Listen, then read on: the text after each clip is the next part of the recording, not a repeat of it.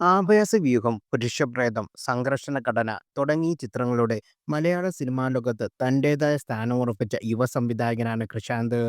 ഓരോ സിനിമകളും സമ്പ്രദായകരമായ ആഖ്യാനങ്ങളിൽ നിന്നും വ്യത്യസ്തമായി കഥ പറയുന്ന മലയാളത്തിലെ ചുരുക്കം ചില സംവിധായകരിൽ ഒരാളാണ് കൃഷ്ണാന്ത്.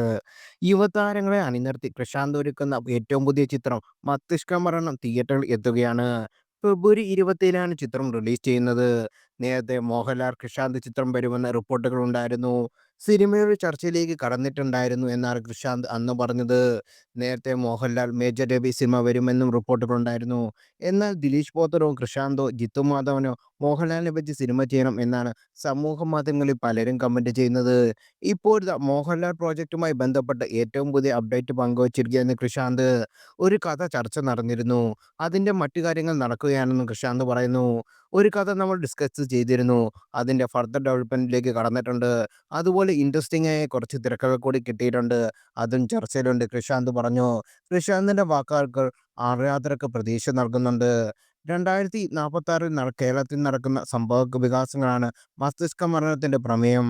ഡിറ്റോപ്യൻ സൈബർ പങ്ക് ജോണറിൽ പുറത്തിറങ്ങുന്ന ചിത്രം ഫെബ്രുവരി 27-ന് തിയേറ്ററുകളിൽ എത്തുന്നത്. ലോക, ബ്ലേഡ് റണ്ണർ പോലുള്ള ചിത്രങ്ങളിൽ പോലെ തന്നെ ഒരു വ്യത്യസ്തമായ കഥാലോകം സൃഷ്ടിക്കുന്ന ഈ ചിത്രത്തിന്റെ രണ്ടാം ഭാഗത്തിന്റെ ചിത്രീകരണം ഈ വർഷം ജൂലൈയിൽ ആരംഭിക്കും.